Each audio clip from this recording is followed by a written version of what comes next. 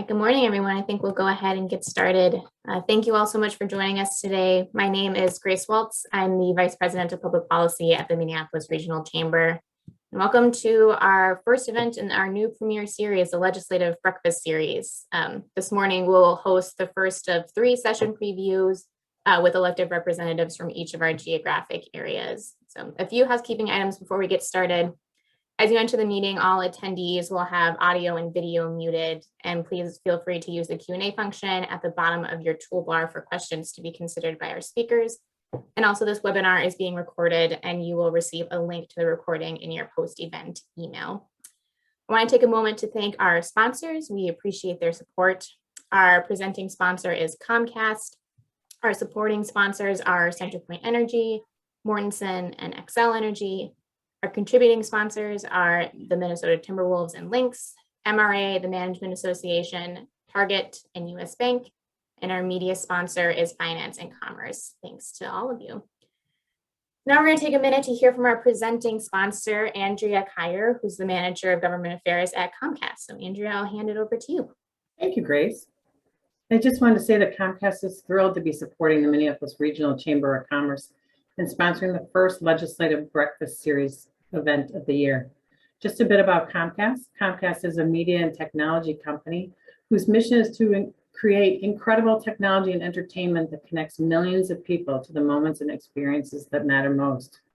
Comcast has spent more than a decade working to address digital inequities, from connecting people to the internet, to supporting young, diverse storytellers, to opening doors to the next generation of innovators and creators and doers. Comcast wants everyone to have the skills, resources, and tools they need to succeed in an increasingly digital world. Thanks so much, Grace, and enjoy the program. Thanks so much, Andrea. We appreciate your support and Comcast's commitment to our region. So now I'm going to hand it over to our moderator today, Brian McClung, who is co-CEO and senior principal at Park Street Public, to introduce our elected officials. Hey, thanks, Grace. And thanks so much to all of you for joining us today. We're really excited to see the great registration and the number of people who signed up for this program and the wide variety of backgrounds and companies that you all come from. This is going to be a really fun and interesting conversation. We have a lot to cover in 1 hour, which is not a lot of time. I'm sure it will fly by. But we want to make sure that we do get time for your questions. So as Anna and Grace both mentioned, we'll take your questions via the chat or Q&A function on Zoom, and we'll get to those maybe throughout if they match up with what we're talking about, but certainly nearer to the end of our conversation. As Grace said, I'm Brian McClung. I'm the co-CEO and senior principal at Park Street Public. We're a full-service government relations and public relations firm in St. Paul, right across from the Senate office building here today. 20 years ago, I was the director of government affairs for the Twin West Chamber of Commerce. So in that lifetime, we would probably all be in the ballroom at the Doubletree Hotel in St. Louis Park eating some bacon. And in some ways, of course, we wish we were doing that. Those are great times, and we look forward to gathering like that again. But this is certainly a convenient and great way for us to all come together this morning and have this conversation. I'll just briefly introduce our speakers here that you see, our 5 legislators that are taking time from their busy schedules to join us today. We're going to ask each of them to give us just a minute off the top to share some thoughts as we begin the conversation, kind of lay the groundwork for some of the topics that we'll cover here today. But certainly we'll get into that big state budget surplus that we have, the continued impacts of COVID and how the state is managing that. We'll talk about that frontline worker bonus fund that the legislature passed money for back in June and is still being sorted out. Of course, a bonding bill.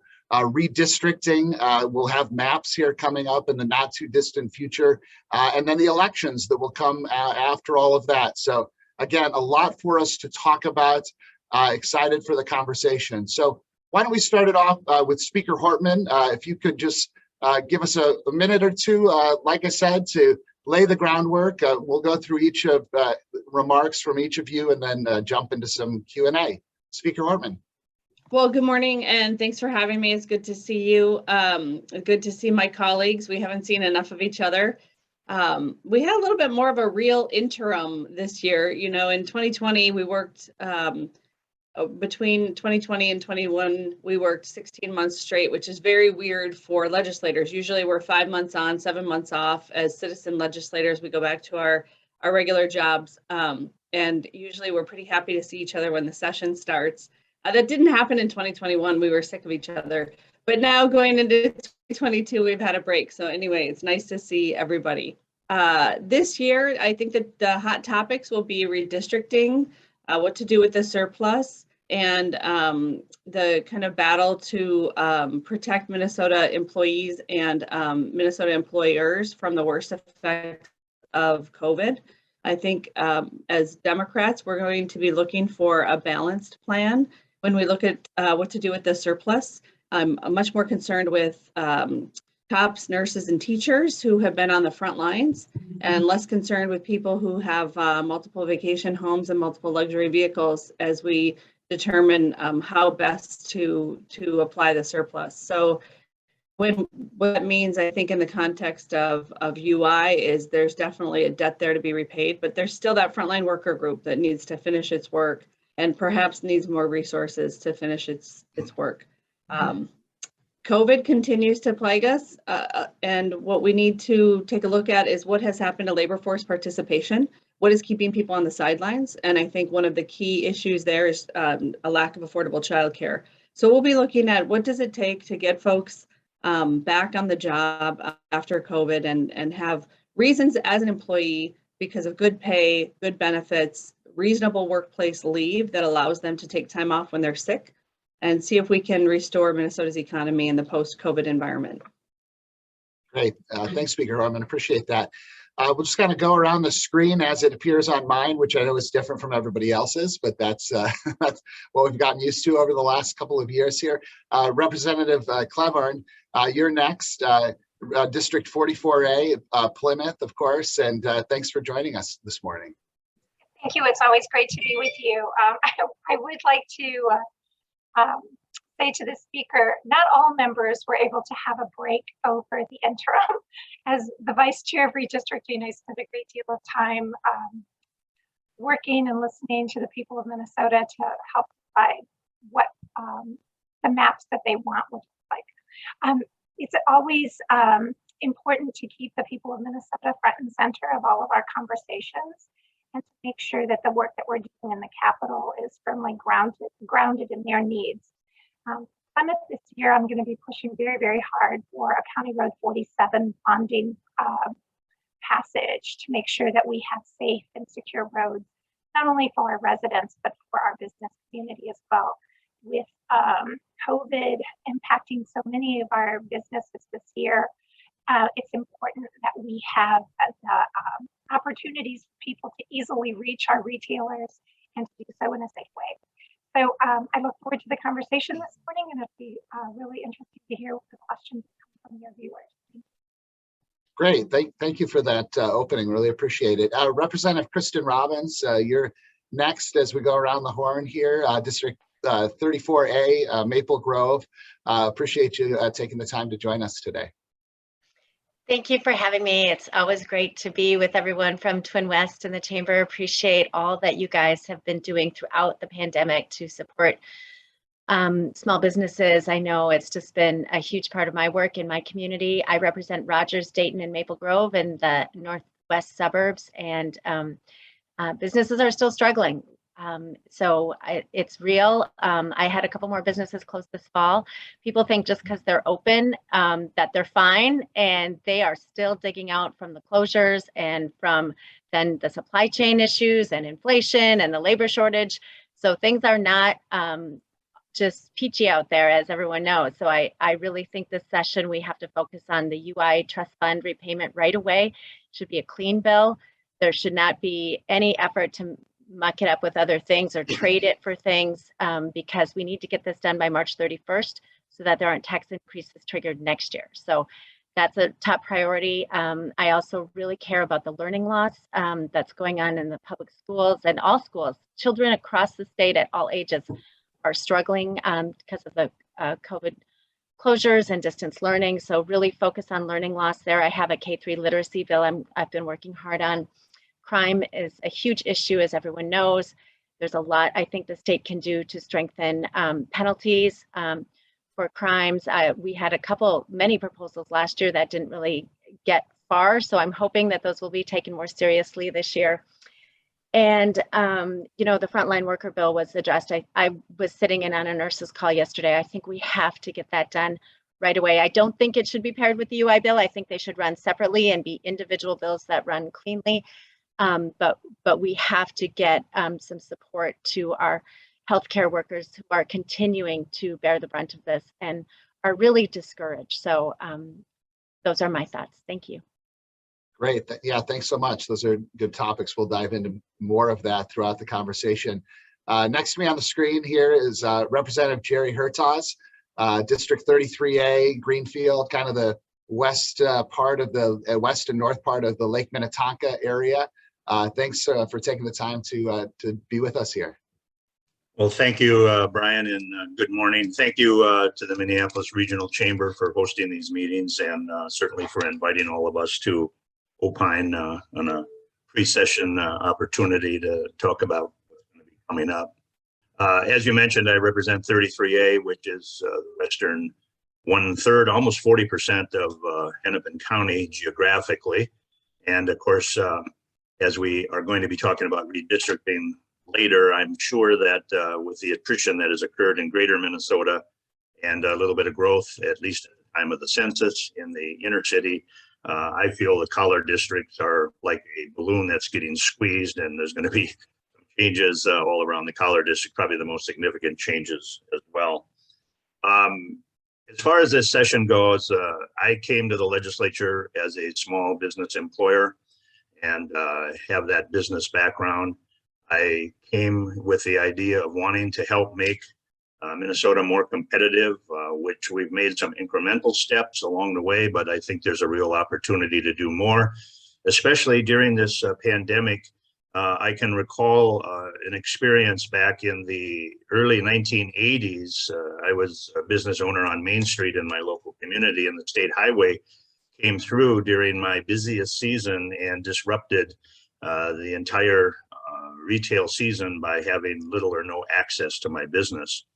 The reason I bring this up is I want to firsthand tell you that when there are disruptions in business like we've experienced with COVID, oftentimes the effects are quite latent. They linger on quite a long time. And I thought it was going to be no big deal back then, but I suddenly found that the latent effects of losing about 90% of your revenue for a year was going to be quickly recoverable, but it wasn't. And quite a struggle to really get fully back on your feet and be flush with that experience. So I know firsthand what it's like to have your business shut down and the disruptions that does cause. And in many cases, many businesses are very seasonal, and to be shut down in the springtime, maybe not being able to do your type of business activity. I know I wrote letters to the governor on causes or reasons with regard to our initial involvement with COVID, why we were shutting down certain business activities that had little or no risk of transmission. And so there were some changes that he made, and the ability to make decisions as to who's essential and who isn't was really kind of arbitrary in the beginning. But I know that all of us in the beginning of COVID felt that this is something we need to do, and we're eager to roll up our sleeves and didn't think this was going to be latent and long lasting as it is. But thankfully, as we're moving on and getting through the different variants, we're now learning more and more every day. I just read extensive article and watched 3 videos yesterday from virologists about how Omicron is certainly much more transmissible, but it is not nearly as lethal. And a lot of the onslaught of hospitalizations is simply not a manifestation of it being more deadly or more lethal, but that it is because it's so transmissible that we're getting all of these caseloads. But in terms of incidents per 100,000. Whatnot. It's not nearly as bad as the Delta variant. So that's good news for all of us. I'll end it there. Thanks. Great, thanks, Representative Bertas. Appreciate that. And next up, Representative Joachim, District 46B, Hopkins. Thanks for taking the time to be with us this morning. Appreciate you being here. Thank you. Happy to be here, and I can almost smell the bacon. Do wish we were in person, but I think we really are turning the corner here, and our spring might look a lot different. I represent Hopkins and St. Louis Park, and as you know, this is the second year of our biennium. So normally we are just looking at bonding and policy, but as Representative Cleburne said, we have redistricting, and as Speaker Hortman said, we may have a surplus to work with. So our workload got a lot different this year.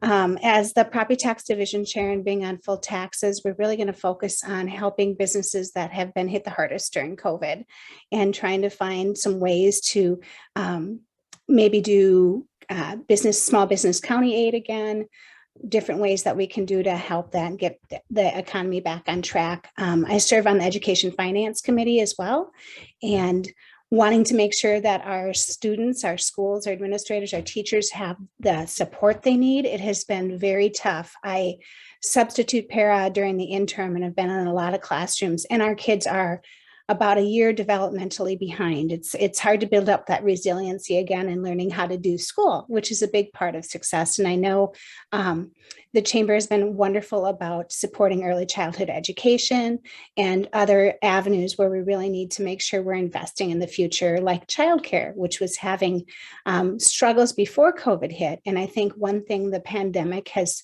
shown us is that both education and childcare really are a cornerstone of our economy. If parents can't get back to work, things go downhill pretty fast. And then kind of that education piece kind of rolls into something I think we're missing when we talk about the public safety, and that is the uptick in juvenile crime and trying to figure out ways to reach that generation to make them understand that there will be consequences, but also that there's options so that we're not losing a whole next generation. So we have to look at us as the adults in the room too and see what we need to do. So thank you very much. Look forward to the conversation. Great. Thank you so much. That's a great table setter from all of you. Really appreciate it. I want to start off kind of with the big headline, leading into this session, which is that $7.7 billion surplus. I mean, it's stunning from my perspective. Of course, I worked in the Governor Pawlenty's office for 6 out of his 8 years.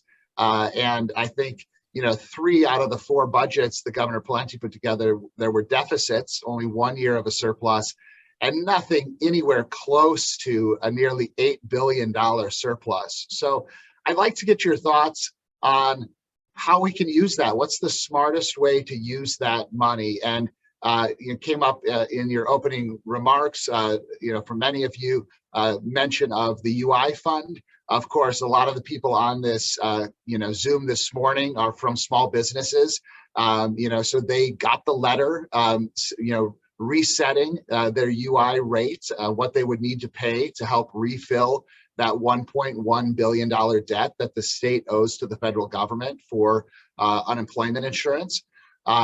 And so that's certainly, one of the ideas. I think I've seen probably a dozen or more ideas for how we might be able to use the surplus, talk about, helping bring down the cost of childcare.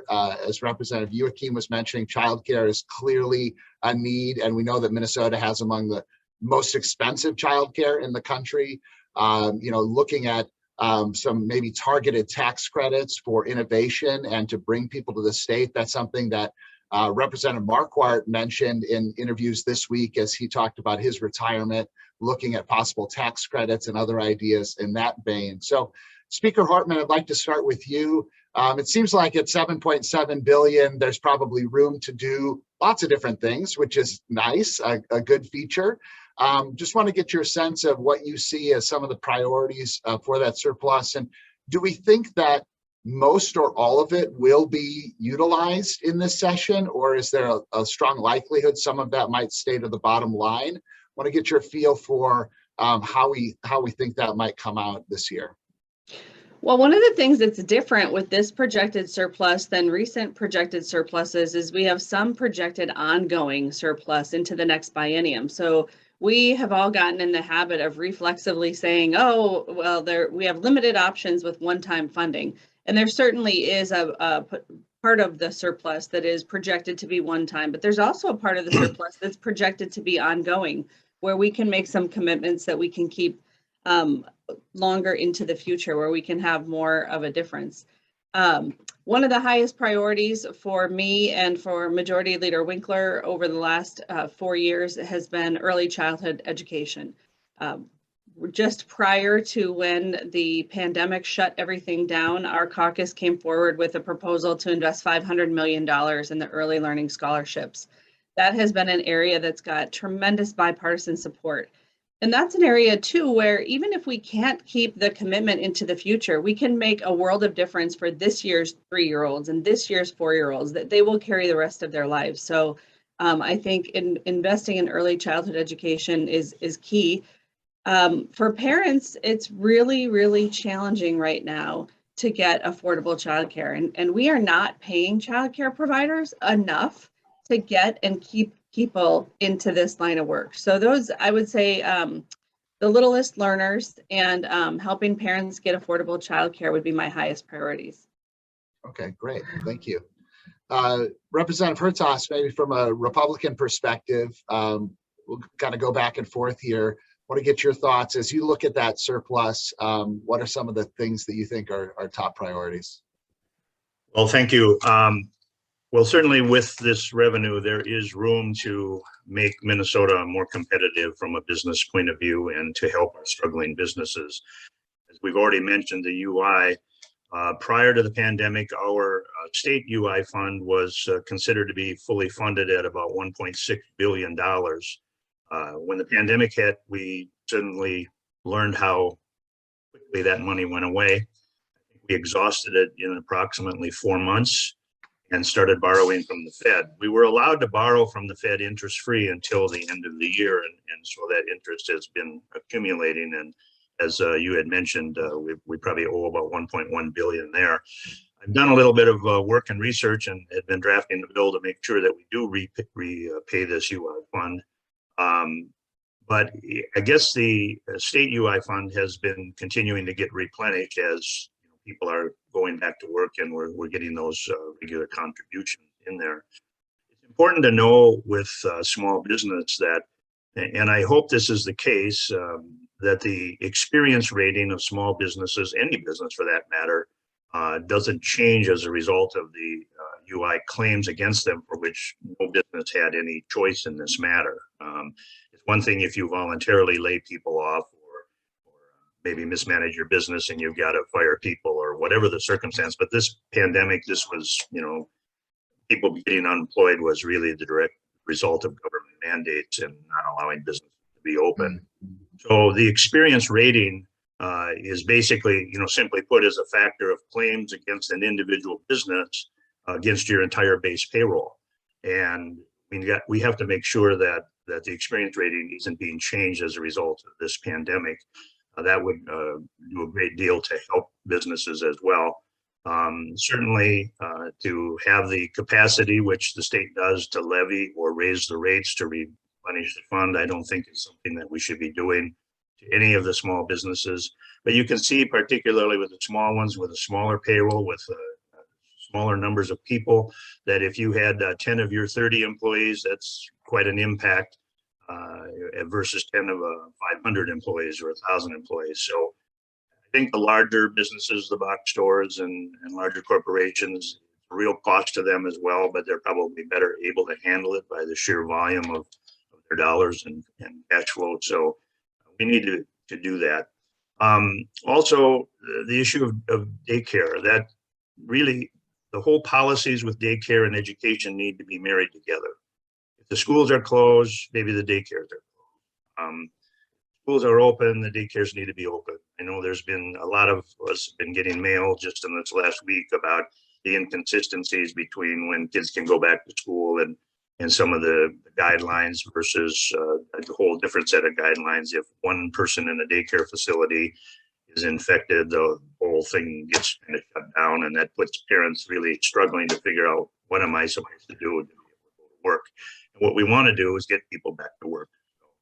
I think I'll just mention it with those two topics, but I also want to share with my great colleague, Cheryl Yukim.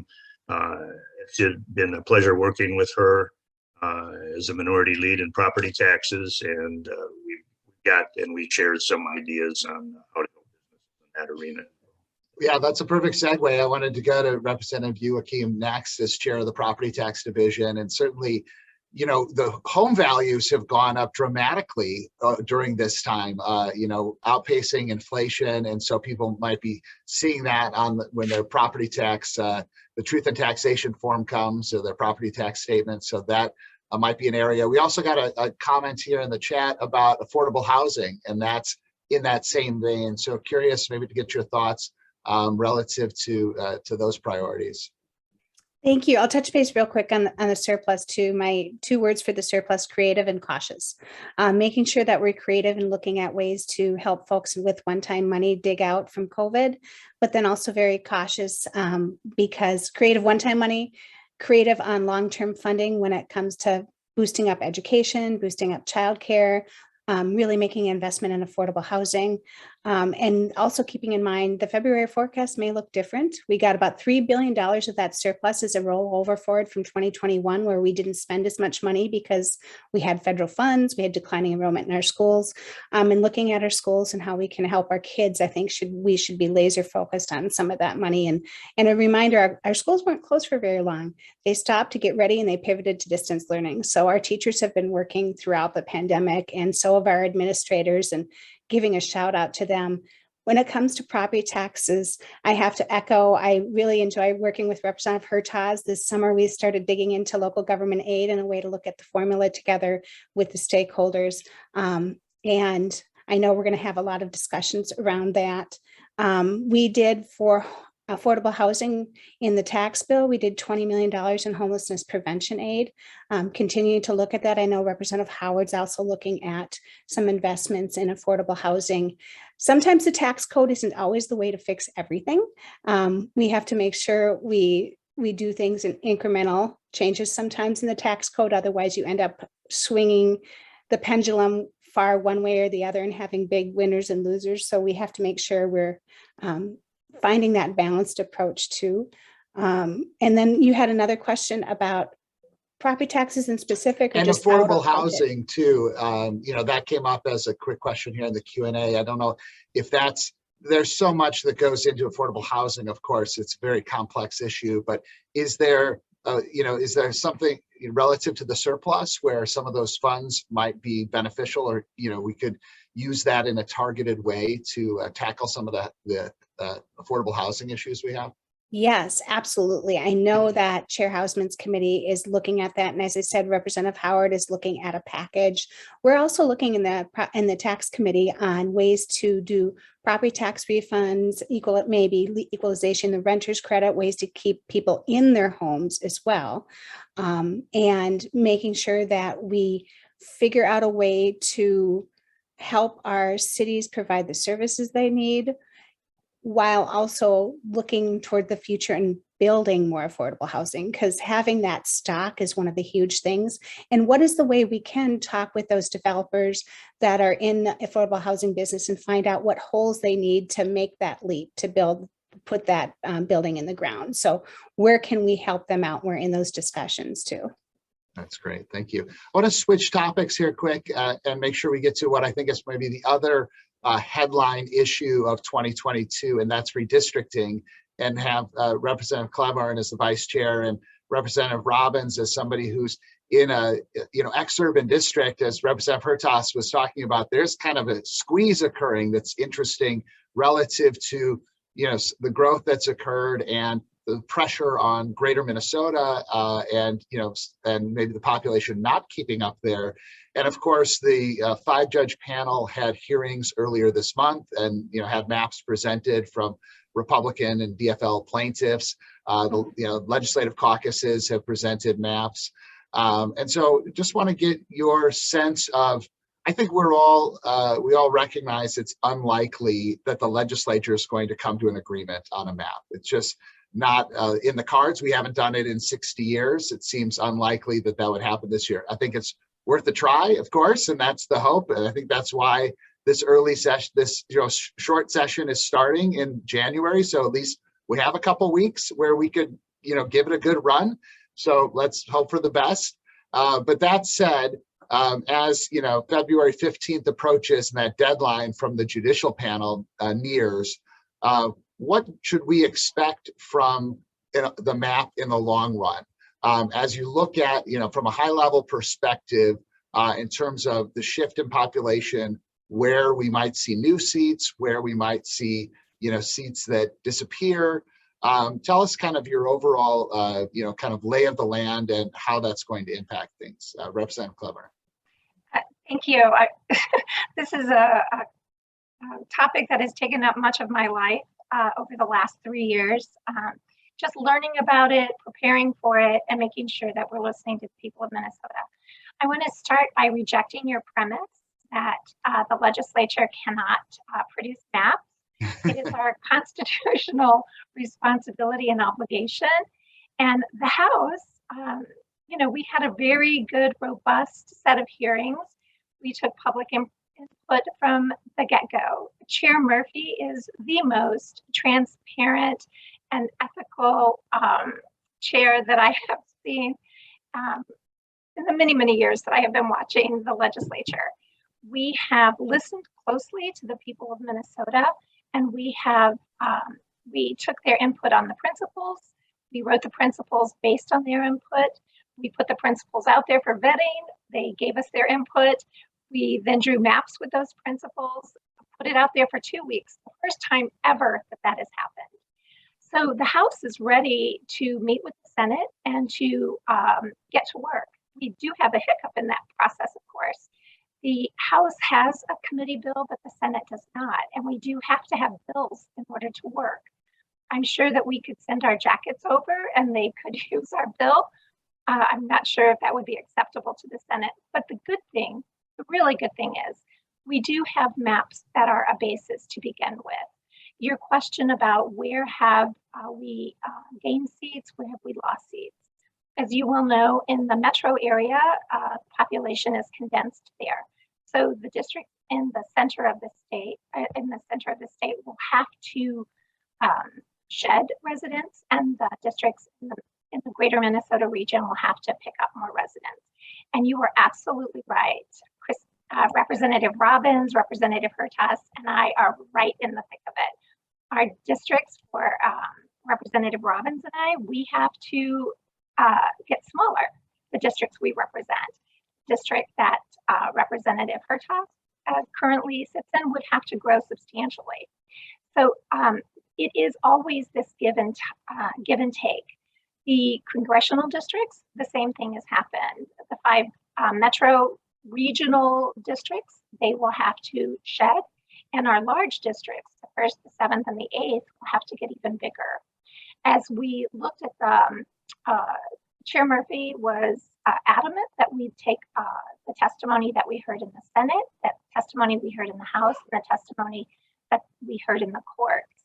And for the first time ever, we will be taking into consideration the tribal nations and making sure that they have the representation that they need and want and have asked for. And the courts have also stepped up and taken that principle to heart. The other thing that's happened is with the 400,000 people that Minnesota has gained, by an overwhelming majority, they are people of color, and we have to take those communities of interest and allowing more opportunities for minority majority districts and minority opportunity districts. And that's a lot of information I've just thrown at you. That is also a very key part of the House principles and making sure that we allow people to have the representation that people want. Yeah, thank you. Yeah, I love redistricting because I'm a political junkie, and I look forward to the notice coming out of the press conference with Speaker Hortman and Senate Majority Leader Miller with the joint map. If we could break the 60-year streak, that would be fantastic. But It's my goal. I'm a cynic at heart. So Representative Robbins, want to get your thought, on redistricting. It really is kind of the most political, non-political thing that we, undertake every 10 years. So just curious to get your thoughts. Again, it will be very interesting, I think, to see how districts like yours are impacted. That's where a lot of the movement is likely to be. Just kind of curious to get your take on what you're seeing there. Well, I have not followed it nearly as closely as my colleague and Representative Cleburne. We all appreciate your hard work throughout the interim on this topic. I did attend a couple of the listening sessions that were held both by the courts and by the House, just to see what people were saying and understand what the public was interested in. And although I am an eternal optimist, unlike you, Brian, I have to say, even in my most optimistic, I'm not expecting the legislature to pull this one off. So I do think the courts will ultimately draw the map. And I think the courts who have done this consistently over many decades now like their own work. So my guess is the courts are going to try to have small deviations from the current maps, but it's all a guess. I have no background in this. This is the first redistricting I've ever been through. One of a senior colleague who is retired from politics told me once that anytime, if you don't have a formal role in this, anytime you spent worrying about it is just time you'll never get back, because it's going to be done and there's nothing you can do about it. So I feel like a little bit of a mother hen. I love every part of my district, so I will be very sad when I have to give some of it up. But I trust that there will be a good, reasonable map for Minnesotans. I don't think it'll sway too far to either of the more partisan maps that have been put out there. Yeah, that's the good news. The gerrymandering that you read about on Twitter is not really evident in Minnesota. So, that is one of the great features. All of the good work that goes in from the legislature, and then the ultimate product has been pretty fair over these last many decades. So, and you see that in the fact that the control of both legislative bodies has shifted over during the decades, right? If these maps were drawn with the intent of keeping one party in charge, you wouldn't see that back and forth. And so I think that's an indicator of the fact that we've had a pretty good outcome over these past several decades. Brian, may I add just one more comment? So when we think about the obligations of the House and the Senate as compared to the obligations of the court, many people don't understand the obligation absolutely shifts when it goes from the House, which is about equal representation and making sure that people's voices are heard. When the redistricting shifts to the courts, it actually becomes a civil rights case. And the courts have a very different responsibility than the legislature has. So I just want to make sure that people understand the reason redistricting has always been given to the legislatures across the state is because we are the people most connected to the people. And the Supreme Court has said that. So I want to make sure that we as legislators are very careful not to say, oh, the courts can do it. It's our obligation to make it happen. And we are the ones who are best suited to do it if we will have the political will to do it. And in the House, Chair Murphy made sure that we had our work done in time and we were ready to roll. And we are, with the public input, ready to roll. The maps that we have produced out of the committee in the House by outside parties have been listed as fair to leaning Republican, which I find interesting since Chair Murphy and I made sure that we did not know where people lived while looking at those maps. So I would really love for people to have faith in the legislature and to put pressure on the legislature to do their job. That's what we were elected to do, and it's our responsibility. And just like we don't shift the budget to the court, we shouldn't shift redistricting to the court. We can do that. Right. Good point. Good point. Thank you.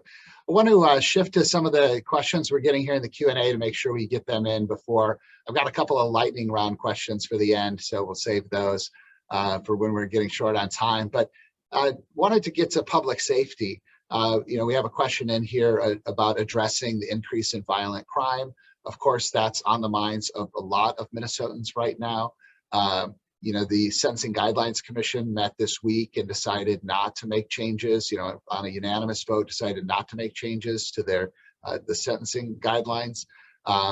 There's certainly been a lot of work on justice reform in the legislature, on a bipartisan basis over the last many years.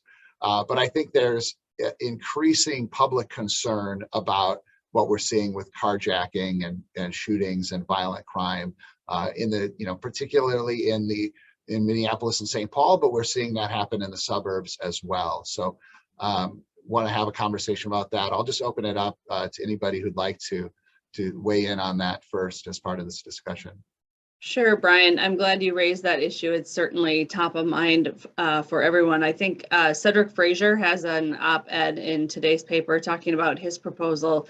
And it's really a twofold proposal. First, it talks about fighting crime, and then second, it talks about preventing crime. So we need to invest equally as much in both spaces. Certainly, we need to increase resources for our local law enforcement because they're right now their ranks are depleted, and we have to figure out how to get people back in the profession. So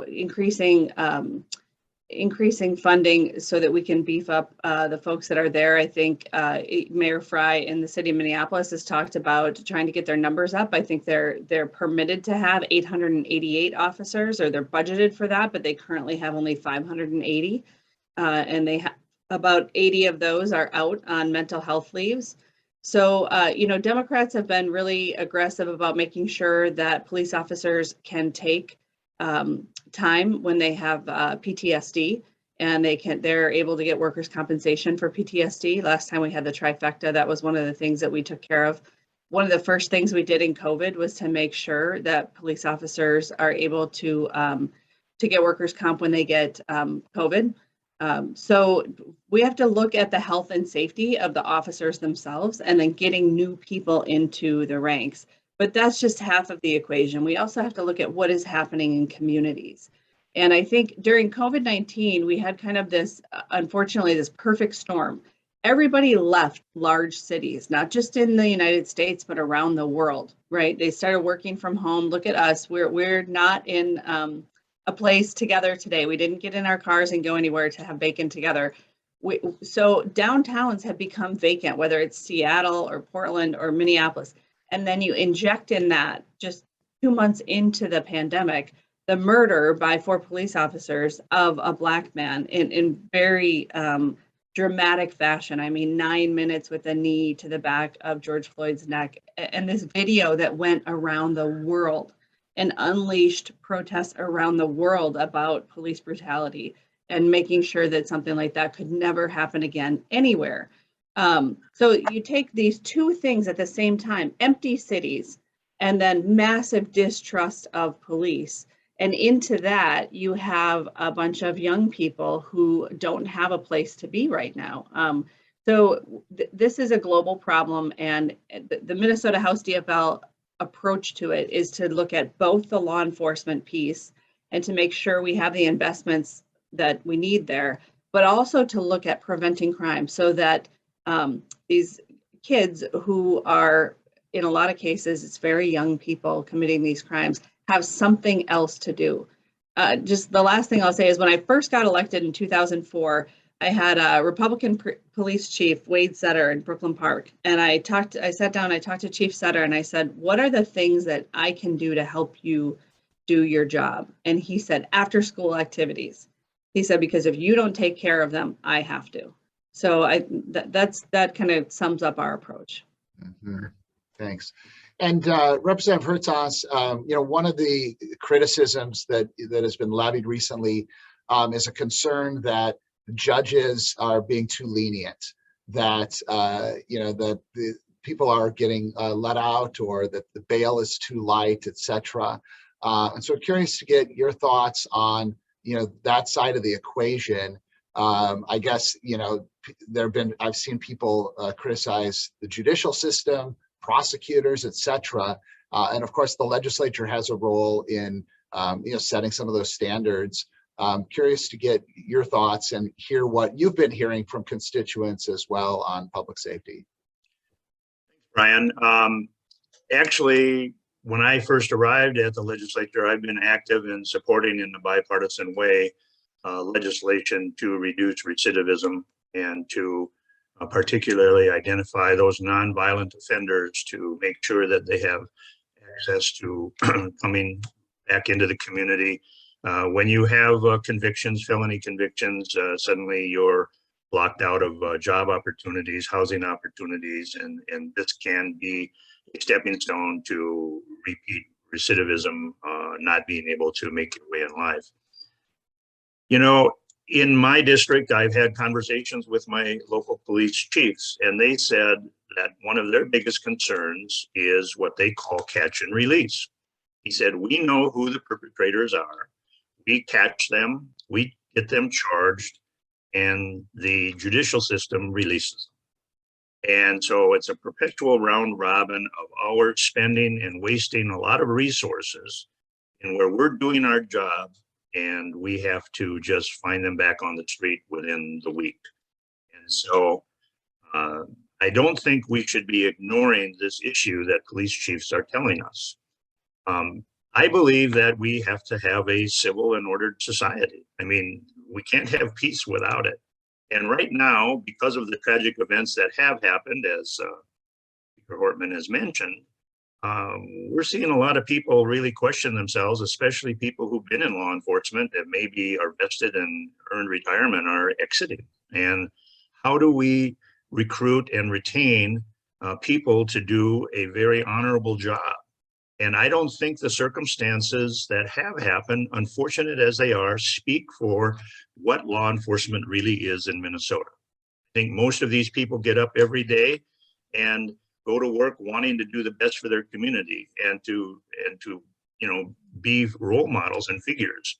I agree with that statement about after school activities. We know that most of the property crimes are that 13 to 20-year-old male.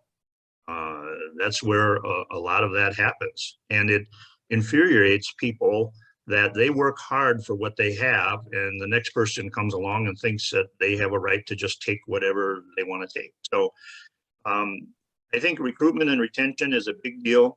And I also know that a number of spouses get up every morning with their counterparts, whether male or female police officers, and have their coffee in the morning before they go and hope like hell that they're going to return at the end of the day.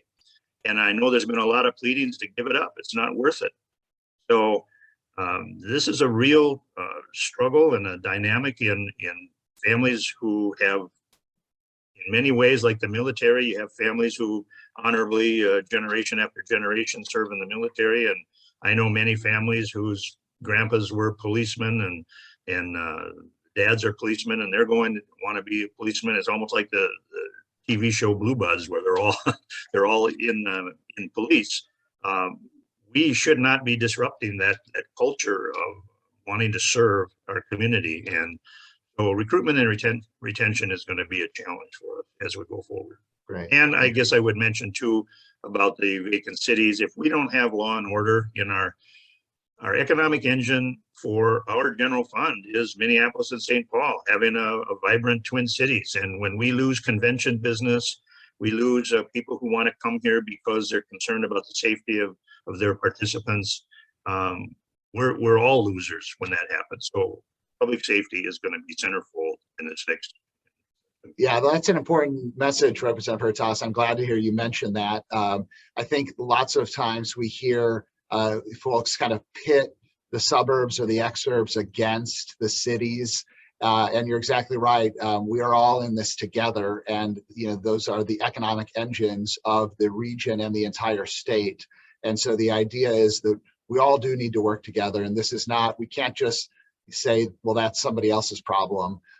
This is, something that affects the entire region, entire state, our budget, et cetera. So I appreciate those words from you. We're down to close to the end, so I've got a couple of quick lightning round questions that I just want you to answer really fast. And the first one is on the bonding bill. So I want you, if you've got a local project that you have that you are advancing in the bonding bill or bringing forward, if you could just tell us what it is, and give a quick one sentence tag on why that should be in the bonding bill. And then I want to get your over under on the size of the bonding bill, because I'm a political junkie. I'm doing the over under at 1.25 billion.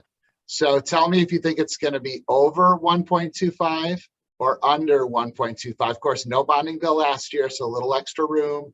The governor, probably coming in at 2 billion or so. So if you could tell us your project and over or under my guesstimate, that'd be great. Representative Joachim, we could start with you. Thank you. I don't have any projects this year. I had a big project in the previous bonding bill with perspectives in St. Louis Park, but I would say over 1.25. I think there's a lot of need out there, and bonding bills are a great way to create jobs. On the tax front, we're also looking at finally fixing the sales tax on construction material for our public sector so that we can get the best bang for the buck for the bonding bill, both locally and federally. Great. Speaker Hartman? I would say over. I don't have any projects either. I would say also that Mary Murphy brought the largest public works bill in Minnesota history across the finish line. And I would think that Tom Bach would want to come in bigger. So I would hope bigger than 1.9 billion so that he has those bragging rights. Gotcha. Representative Clevern? Thank you. To all my colleagues, this is my pitch to you. Yes, we have a $20 million bonding ask for the city of Plymouth to improve, to reconstruct and enhance what is currently called County Road 47, but has just been taken back by the city of Plymouth. It is an old farm to market road, which now has all of the suburban growth driving on it. It has a large school on it. It's very dangerous. Someone will pay the price for this road, and I hope it will be the bonding and not a family. It impacts the cities of Hortman, Plymouth, Medina, and Maple Grove, and it's very, very important. And I ask for all of your support. County Road 47, $20 million bonding request. Excellent. Thank you. Representative Robbins? I think that I'll have a request for the city of Dayton on 2 wastewater wellhead treatment. They have these existing wellheads that need to be upgraded, and they aren't clear exactly when we're going to get it in. So it might be this year, might be next year, but it's something we're in discussions about. And I am hoping to keep it under 1.2. Maybe I'm an outlier, but we just did a huge record-breaking bonding bill a couple of years ago, and I think we have to make sure we're bonding for things that really are of regional significance, not things that local communities can do. And saying that, I have a local project in there, so I just think we have to keep our eye on what bonding is intended for at the state level. Thank you. Great, thank you. Representative Hertaz? Well, I think that a bonding bill will be over. I think if it is, it will be partly paid with cash as a condition of something being larger. As far as my own district goes, we have incrementally been doing environmental improvements and a project, a multi-million-dollar project called the Lake Effect in Wayzata. There's one last little piece or leg component of that to kind of finish that up. So that is something that I'll probably be carrying there, and there are, in other communities in my district. So I'm sure I'm not done hearing the last of it, but there may be some other ones coming forward as well. But I think it'll be a little bit over that number if there is a bonding bill. Great, thank you. Well, we're going to wrap it up there. As you can see, we could go on for another hour or two, especially if we had bacon. So again, we want to thank all of our legislators for participating. This is just a fantastic conversation.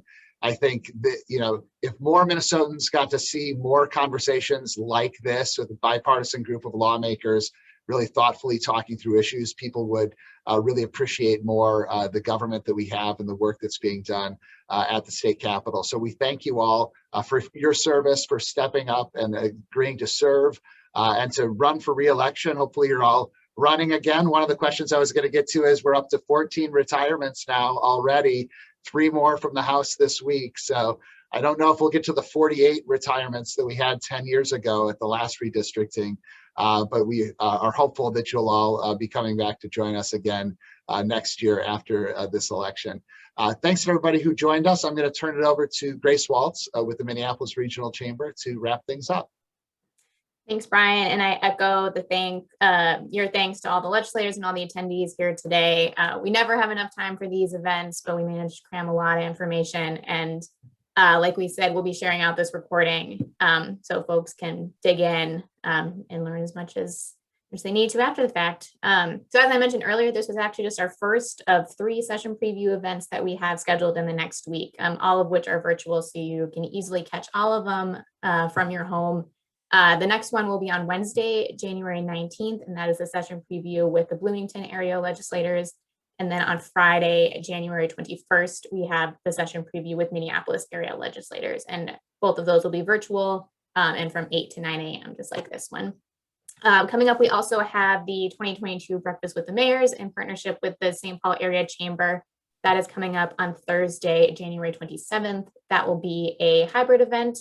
And we also have our 2022 Minneapolis Regional Chamber annual meeting, which is also going to be hybrid, and that will be held, the in-person portion will be held at the Fillmore, and that is coming up in February as well.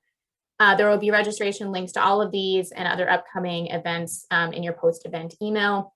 Thanks again to Comcast, Centerpoint, Mortensen, XL Energy, the Minnesota Timberwolves and Lynx, MRA, the Management Association, Target, US Bank, and Finance and Commerce for your support. And thank you as well, all of you, for being here. Have a great rest of the day. Have a great weekend, and we'll see you hopefully next week. Thank you. Bye. Thank you all.